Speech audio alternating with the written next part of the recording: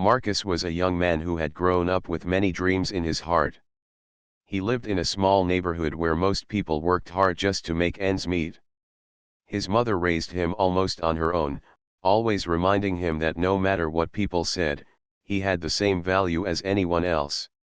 She would look him in the eyes and say, "Son, remember, your worth doesn't depend on the clothes you wear or the money in your pocket. It depends on the kind of man you decide to become." Those words stayed with Marcus. He wanted to make his mother proud. But life was not easy. He often felt that the world was not built for people like him. When he walked down the street, sometimes strangers crossed to the other side. When he applied for jobs, he noticed he was often turned away while others got chances. Still, he kept believing that if he worked hard and stayed honest, good things would eventually come. One morning, however, life took a turn he did not expect. He had been stopped by police after a small misunderstanding involving a traffic issue. What started as something simple grew into a case. Before long, Marcus found himself standing inside a courtroom. He had never been in such a place before. The courtroom was cold, with tall wooden benches and walls that seemed to echo every sound. Marcus felt small as he stood there, his hands nervous, his heart beating faster than ever. He was only in his 20s, still trying to figure out life, and now he was facing something that felt much bigger than him. He looked around and noticed the people sitting in the gallery. Some whispered quietly to one another, others simply stared. Marcus wondered what they saw when they looked at him. Did they see a young man with potential? Or did they only see the mistakes, the misunderstanding that had brought him there? He couldn't tell. The judge sat high above the courtroom, looking serious, flipping through papers. Lawyers moved in and out, speaking with confidence as though they had lived in this place their whole lives. Marcus, on the other hand, felt like a stranger in a foreign land. He shifted his weight nervously, waiting for his name to be called. When the moment came, Marcus walked to the front. His steps echoed on the floor, and for a second, he wished he could just disappear. He wished he could be anywhere else, maybe at home with his mother, maybe with his friends at the basketball court, maybe just walking in the park. But life had placed him here, and there was no escaping. He tried to stay calm, but deep inside, a storm was raging.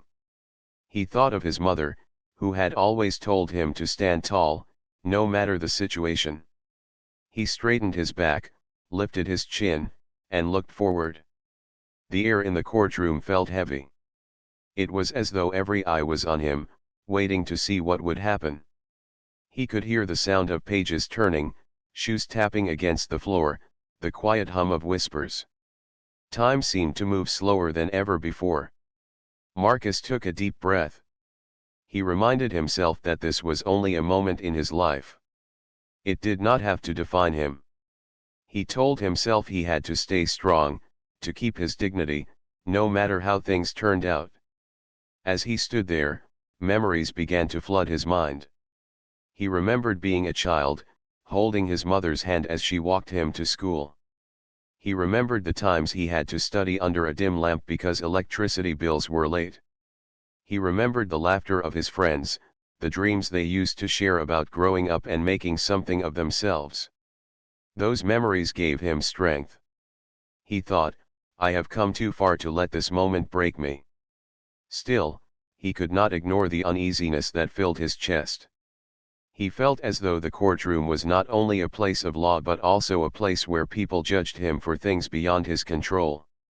His clothes, his background, even the way he looked seemed to be part of the case, even though they should not have been.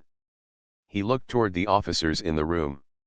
Some stood tall and serious, their faces unreadable. He tried not to meet their eyes for too long. He knew that every movement he made, every word he spoke, could be interpreted in ways he did not intend. Marcus whispered a silent prayer inside his heart, "Please, let me get through this with dignity." The judge called his name, and the room grew quieter. Marcus stepped forward. He could feel his heartbeat in his ears. He tried to focus on breathing slowly, but the weight of the moment was overwhelming. The lawyer began speaking, using words Marcus did not fully understand.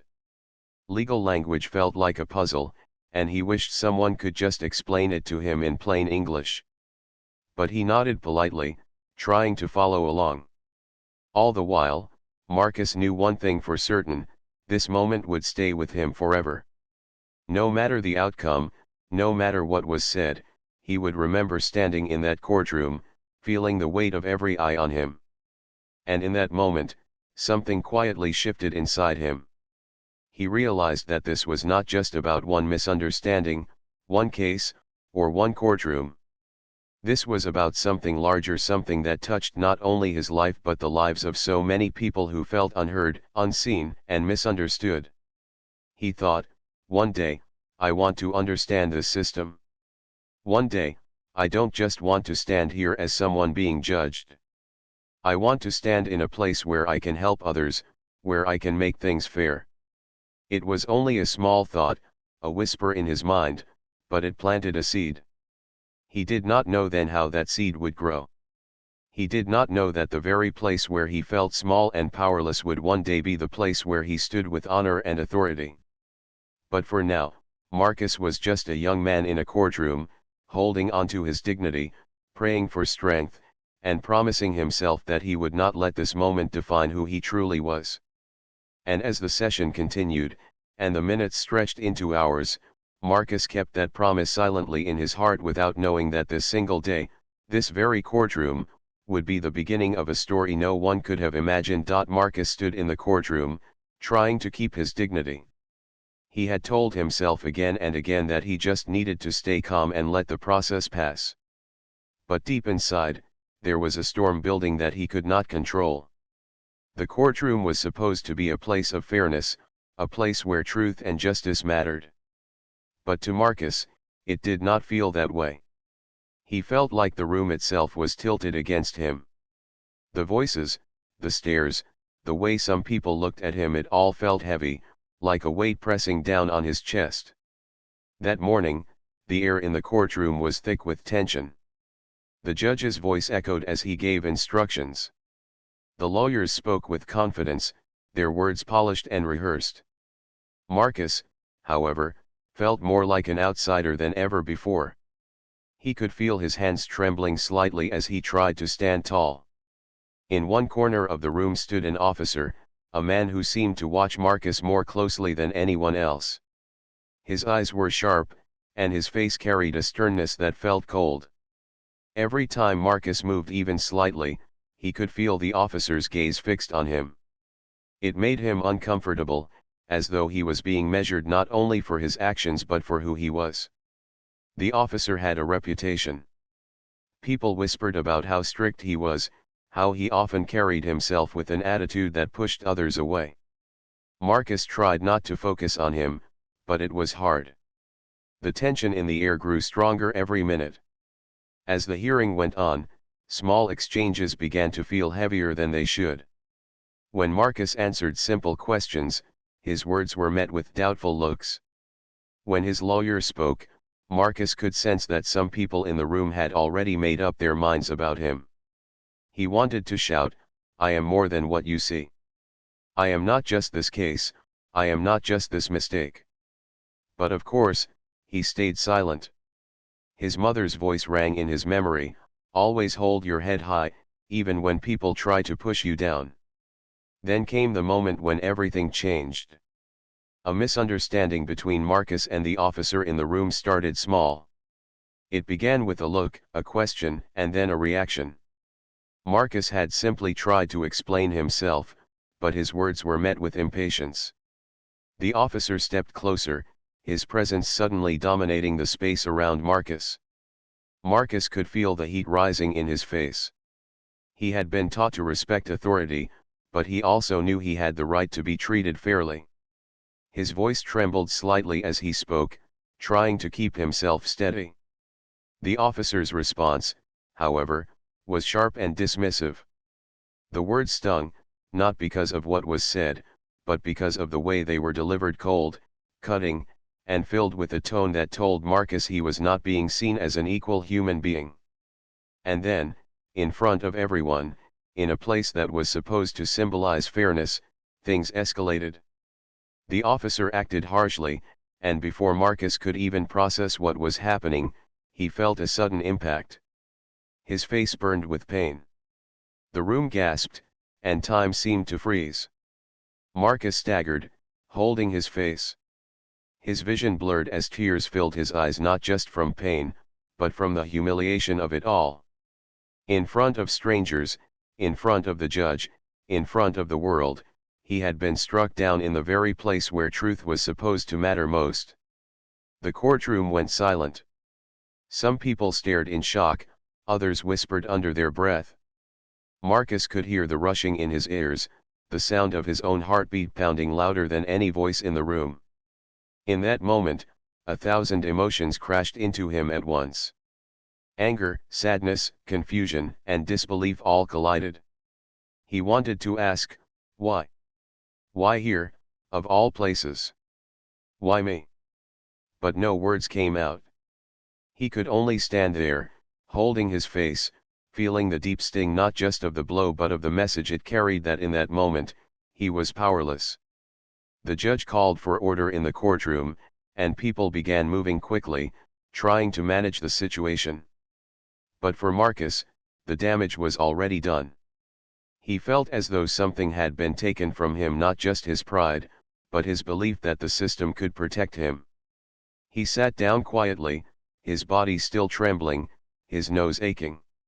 He lowered his head, not wanting anyone to see the tears that escaped his eyes. He felt exposed, as though the entire world had been invited to witness his lowest moment. But even in the midst of that pain, something else began to stir inside him.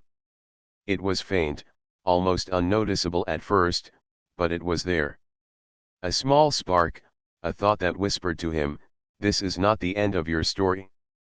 Marcus realized, as he sat there, that this moment could either break him or shape him. He had a choice. He could let the humiliation and pain define the rest of his life, or he could use it as fuel to build something greater. He thought of his mother again. He thought of her endless sacrifices, of her belief in him, of her words that he was worth more than the world sometimes made him feel. And slowly, Marcus began to make a promise to himself. He promised that one day, he would rise above this moment. He would not allow this painful experience to define who he was.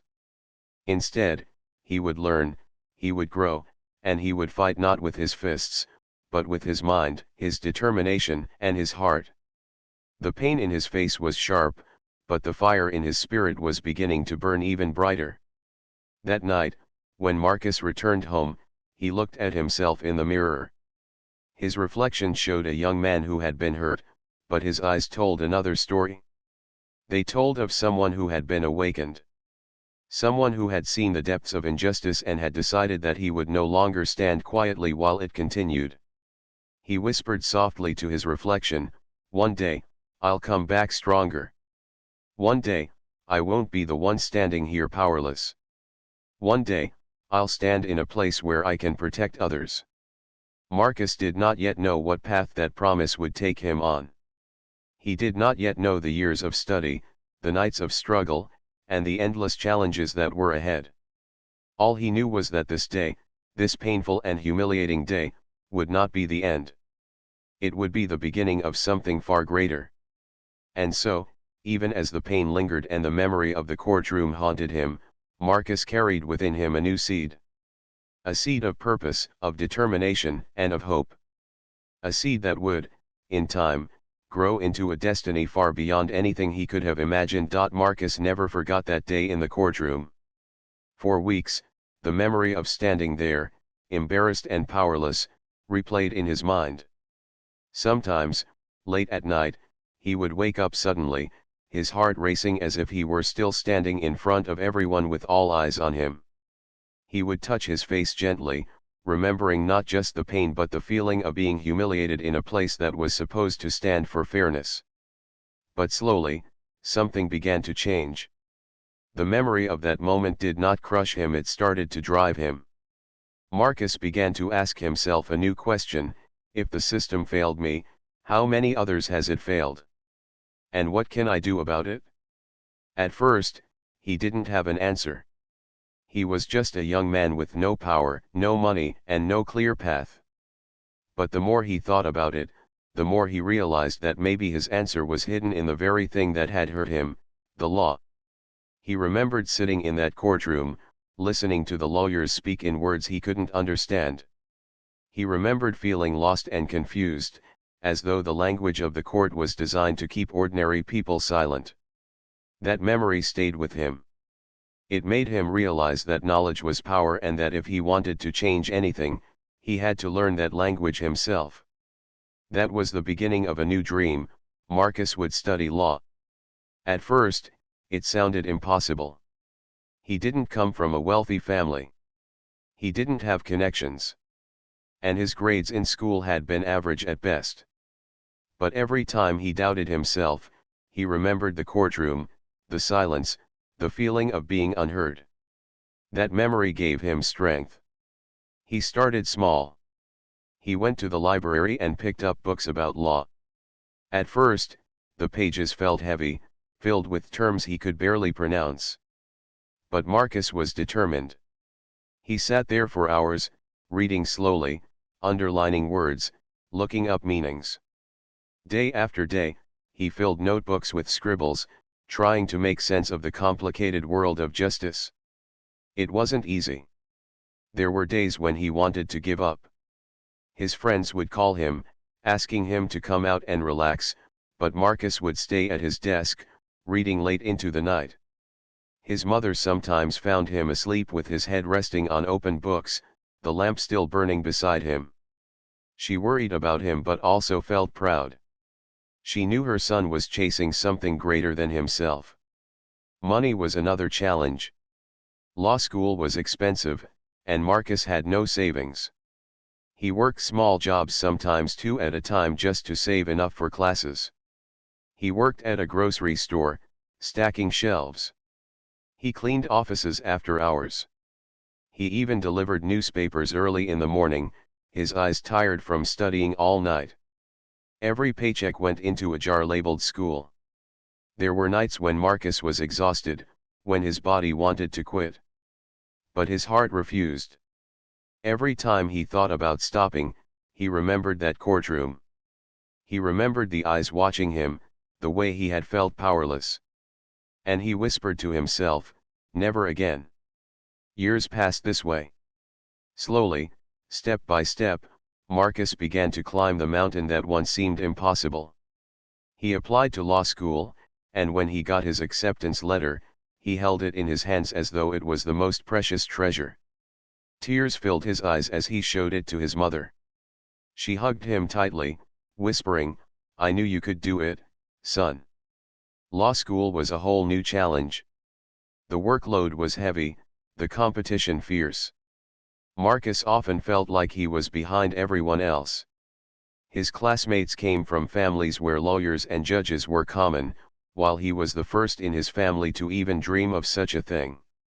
At times, he felt like he didn't belong. But then he would sit quietly and remind himself, he was not doing this just for himself.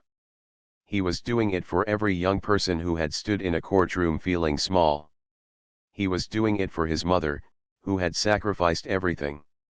He was doing it for justice itself. That thought gave him courage. Marcus worked harder than anyone else. While others partied on weekends, he stayed in the library, poring over case studies. While others rested, he pushed himself to write papers and practice arguments. Slowly, his professors began to notice. They saw his dedication, his fire, his refusal to give up. One day, after class, a professor pulled him aside and said, "Marcus, you remind me of why I became a teacher. You don't just study to pass, you study to change something bigger. Never lose that." Those words became another source of strength for Marcus. Through the struggles, Marcus also found small victories. The first time he argued in a classroom mock trial and won, he felt a rush of pride. The first time he stood up and explained a complicated case clearly, he saw nods of respect from his classmates. These little moments reminded him that he was growing, that he was slowly becoming the man he had promised himself to be. But it wasn't just about success. Marcus also faced failures. There were exams he didn't pass, arguments he lost, and days when he felt crushed by the pressure. Each failure, however, became a lesson. Instead of quitting, Marcus used those failures as fuel. He told himself, if I can survive that courtroom, I can survive this too.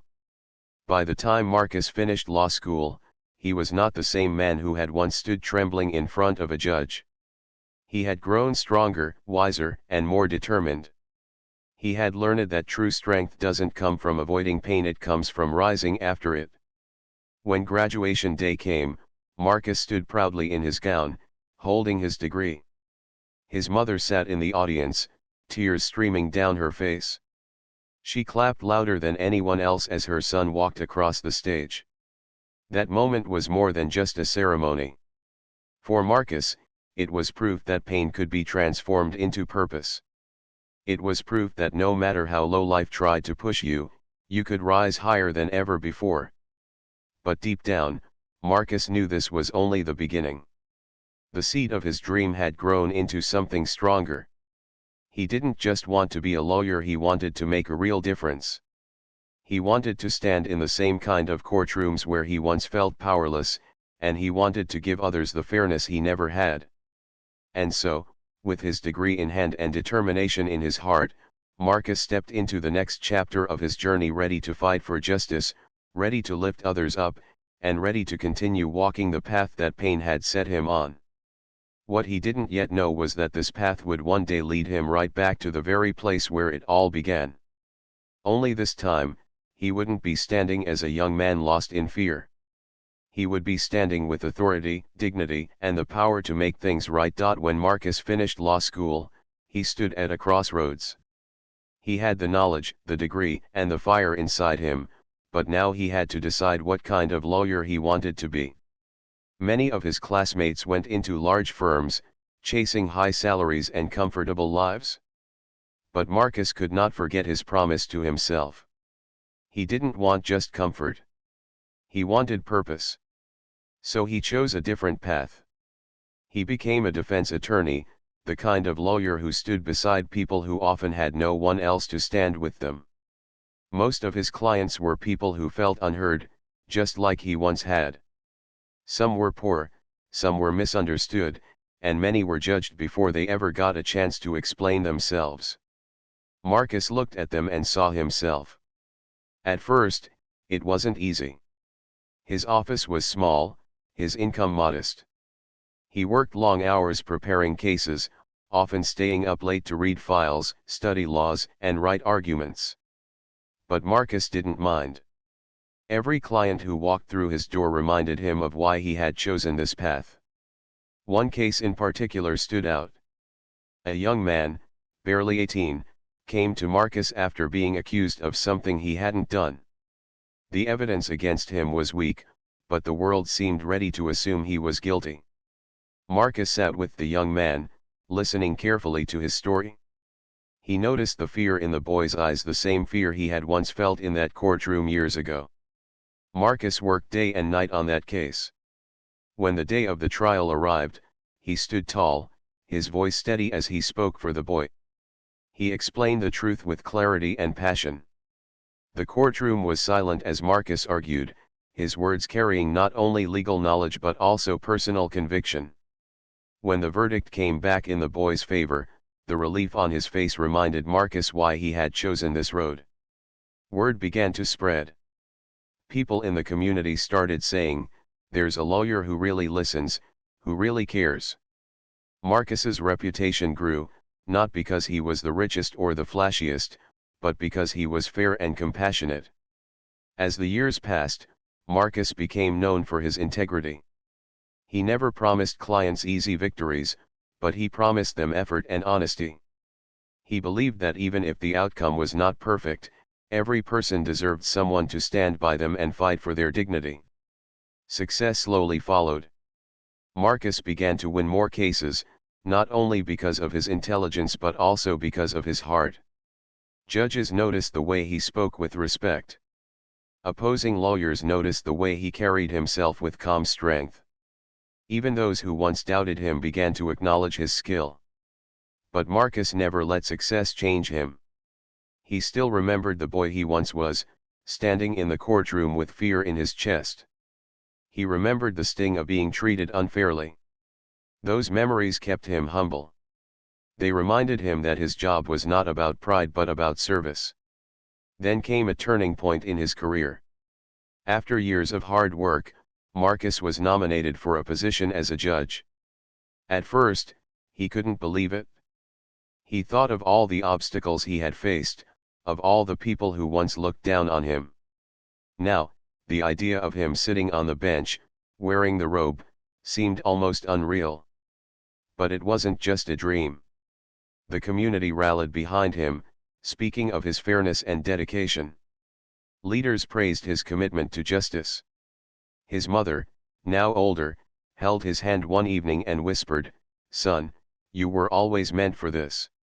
When the official announcement came, Marcus felt both joy and responsibility.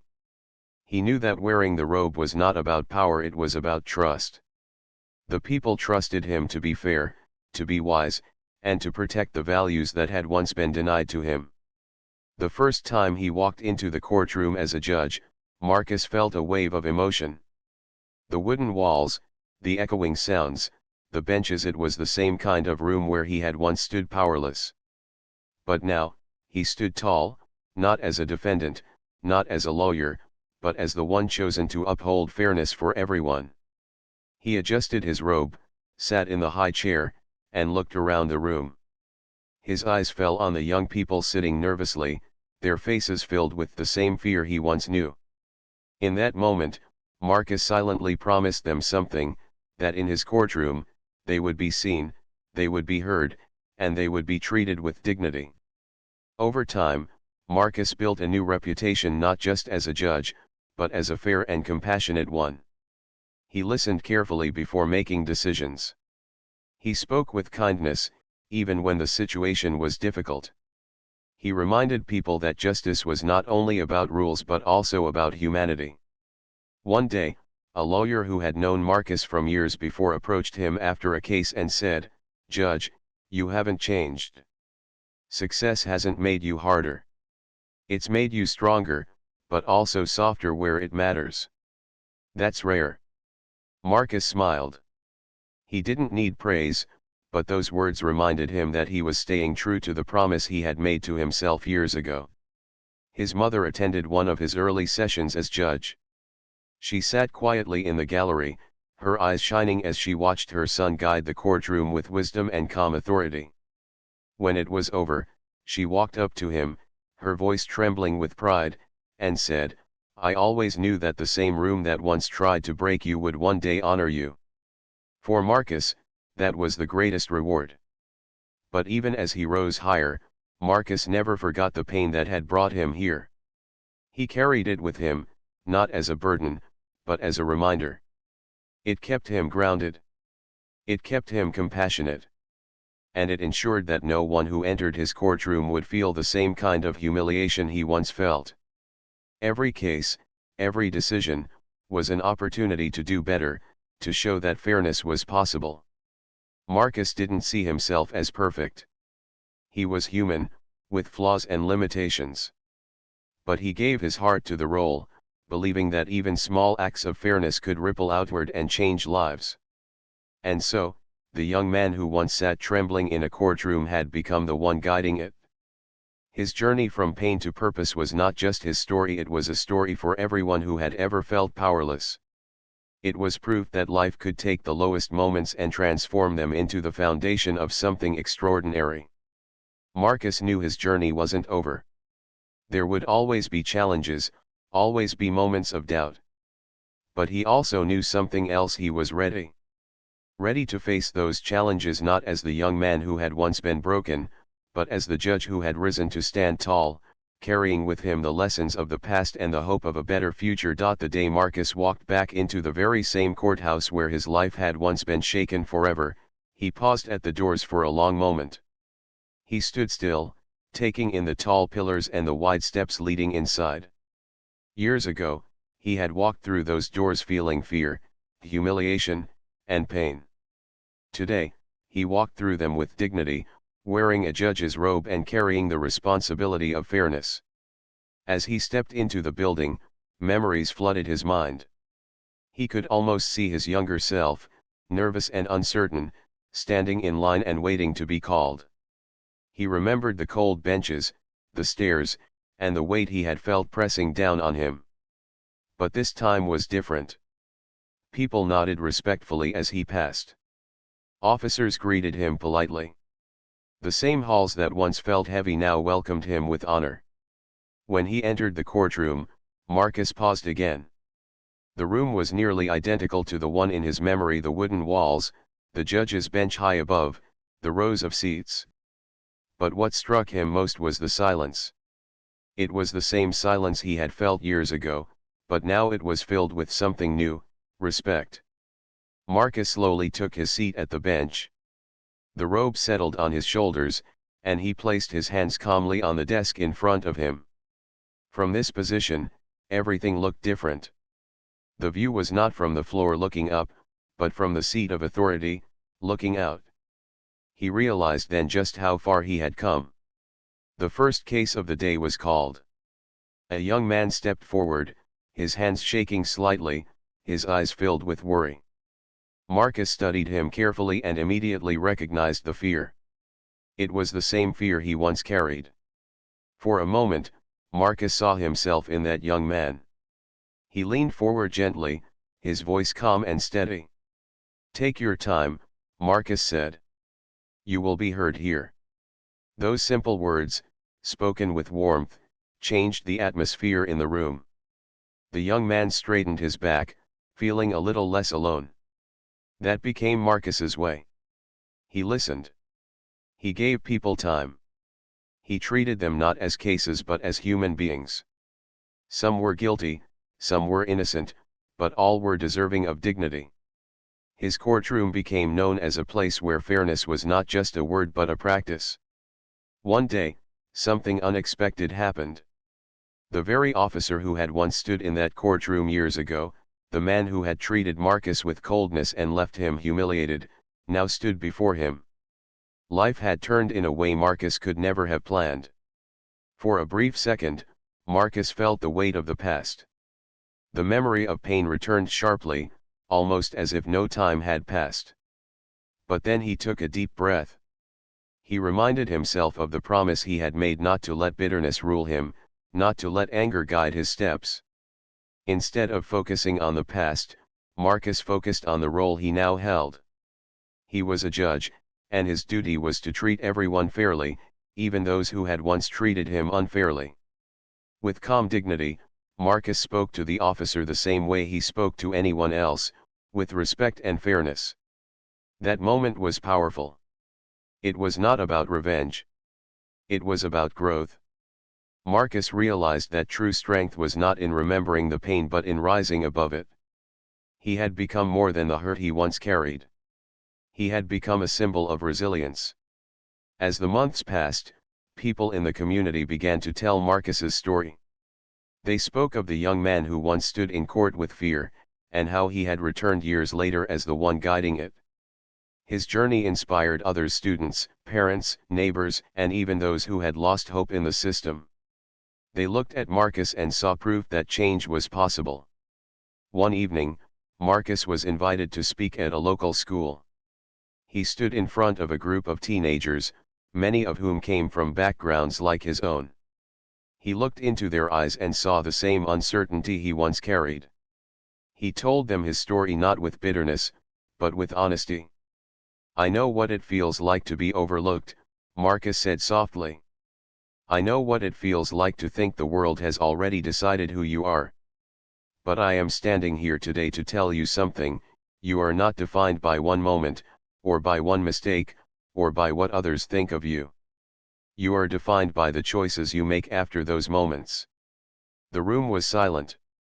The students leaned forward, hanging on his words. Marcus continued, life will test you. It will knock you down. But if you choose to rise, if you choose to keep going, you can turn even your hardest moments into the beginning of something greater. Afterward, a young girl approached him with tears in her eyes. Thank you, she whispered. I didn't think people like us could ever make it. But now I see it's possible. Marcus smiled, placing a gentle hand on her shoulder. It's more than possible, he said. It's waiting for you, if you don't give up. Moments like that reminded Marcus why his journey mattered. It wasn't only about his own healing. It was about showing others that their pain could be turned into power. At home, Marcus often sat with his mother, who was now older and moved more slowly than before. She would watch him with pride, her eyes soft but shining. You kept your promise, son, she told him one evening as they sat together. You turned what tried to break you into something that lifted you. Marcus smiled gently. I kept the promise because of you, Mom. You gave me the strength to keep going when I wanted to stop. Life continued, and Marcus grew more respected as a judge. People trusted him, not because he was perfect, but because he was real. He knew what it meant to feel powerless, and that made him careful with the power he now held. Looking back, Marcus realized that his story had come full circle. The courtroom that once made him feel small had become the place where he helped others stand tall. The robe that once seemed so far out of reach had become the very symbol of his journey. He often reflected on a simple truth: sometimes the very places that bring us pain can become the places where we find our greatest purpose. And so, the boy who once left the courtroom with tears and shame now left it each day with dignity and honor. His life stood as proof that resilience, determination, and fairness could overcome even the heaviest of burdens. Marcus's story was no longer just his own. It became a message to anyone who felt broken: you can rise. You can rebuild. You can return to the place of your deepest pain and turn it into a place of hope. That was his legacy, not just being a judge, but being a reminder that justice is not about power, but about compassion. And his journey showed that no matter where you begin, it is possible to end in a place of honor, carrying not bitterness, but wisdom and grace.